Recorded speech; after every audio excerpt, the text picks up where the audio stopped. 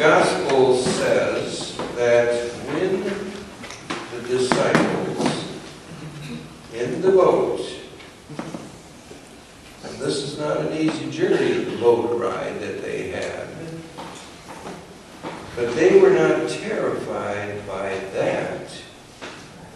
But when they saw Jesus walking on the water, they were terrified. The word that gets translated terrified is probably one of the strongest emotional words in the Greek New Testament. It is the kind of terror that you can really hardly explain or describe. But it's the kind of terror that you face imminent destruction. Now, I don't know how many of you can remember a time in your life when you had that kind of terror, that moment of terror. One of the memories that I have, and it wasn't really a personal terror, but I was quite active in the peace movement in the 70s and 80s. And the terror that lurked during the height of the Cold War was the imminence of a nuclear war.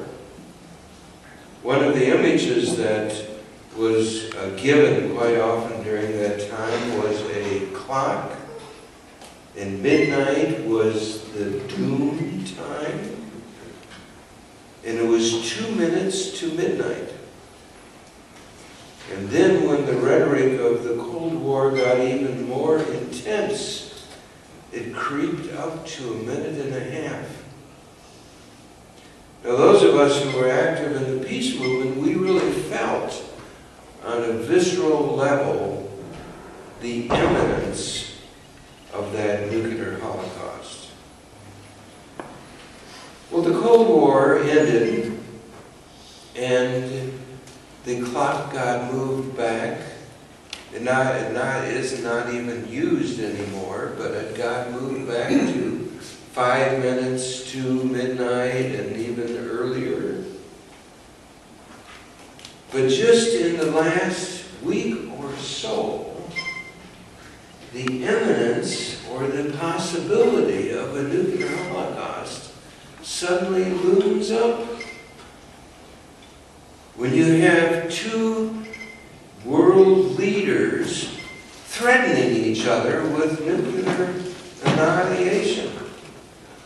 And then we could maybe say, oh, this is just empty rhetoric. The same way people could have said during the height of the Cold War, it was empty rhetoric. But when world leaders have their finger on the trigger, it doesn't seem so much empty rhetoric anymore. So I think the context of what's going on in the global scene might be close to the terror that the disciples felt. After all, they had just witnessed Jesus doing the feeding of the 5,000. Pretty cool event, right? Here's a vast crowd of people, and they are urging Jesus to send them away because they're hungry, and Jesus says, feed them. And they said, how can we feed them with just a few little fish and loaves of bread? And Jesus says, well, we're going to do it anyway. And miraculously, this little bit of fish and bread gets multiplied so they all eat. And so Jesus sends them away after that, goes to what he intended to do, was to spend time alone up in the mountain. And he sends the crowds away and sends the disciples away. Now, how many of you are boaters here? You know, little boats? We're not talking about these great big boats on Lake Michigan. A little boat, like a little rowboat. The Sea of Galilee is not a huge sea, but it is a pretty big body of water. Maybe Gun Lake, perhaps Lake Houghton, come close to the size of it. Well, when you're caught up in the night with a fierce storm and you're somewhere in the middle of the lake and you can't get your bearings because the wind is so strong, and what you're striving to do is just keep the boat afloat. And any moment you think there's going to be a huge wave that is just going to swamp over the boat and you're gone. That's terror, isn't it? And then on top of that, you see this figure walking across the lake. That's really the event, the apocalypse. And so Jesus comes and his words are what? What's his first words? Do not be afraid. Fear is the thing that generates all kinds of bad behavior. And we live in an age of fear. And there are leaders who continue to exacerbate fear. It's fear behind the threat of a nuclear holocaust that we are facing again. And Jesus says, do not be afraid. And then he has this marvelous exchange with Peter, who's in the boat. Now suddenly maybe the boat's not so scary after all. And Peter sees Jesus on the water and says, tell me to come. And Jesus says, come. And he starts out, and then the fear overtakes him again. Well, what does that all have to say to us? Are we in the boat? I think so. We're quite content where we are, aren't we? It's nice and comfortable here and in our life.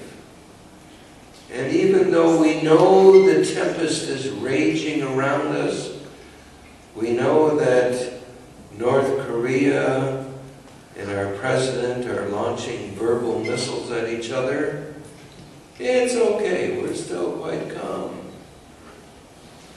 But Jesus said to Peter, come on, get out of the boat. It's taking a step out and doing something. It's the same kind of thing, by the way, with Elijah. Elijah was terror-stricken because he had had this big confrontation with the prophets of Baal. And then Jezebel, the queen, a powerful leader, says, I'm going to kill you. And he's running for his life. And God says to him, what are you doing here, Elijah? Like, why are you here hiding, if you want to use the same metaphor, hiding in the boat? You should be out of the boat and into the waves and into the turmoil that's going on.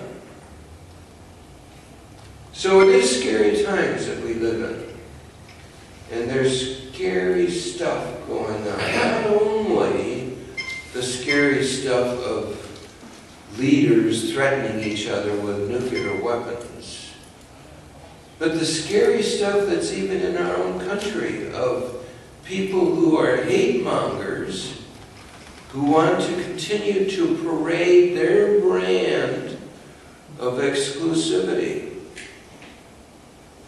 to continue to extol hate. And we're told to sort of get out of the boat, get into the fray, get into the place where action can happen. So whatever action is demanded of us, we each have different paths, different arenas. One of the things I was told about today, Bradley told me, was there's a march and a conversation this afternoon, this evening, to deal with this aura of hate. And it's not just in North Carolina, it's right here in our midst. It's in Grand Rapids. And it's an opportunity to sort of gather with other people who want to be ambassadors for peace, not for hate. So the reality of this terror time is around us. But we're called to not be afraid and get out of the boat and get into the midst of the turmoil and be a witness for peace, be a witness for justice, be a witness for inclusivity, be a witness for the God who loves us all. No matter what color of skin we have, no matter what sexual orientation we have, no matter what we tend to divide ourselves with. It's the God who embraces all of us. So, let's get out of the boat. Amen.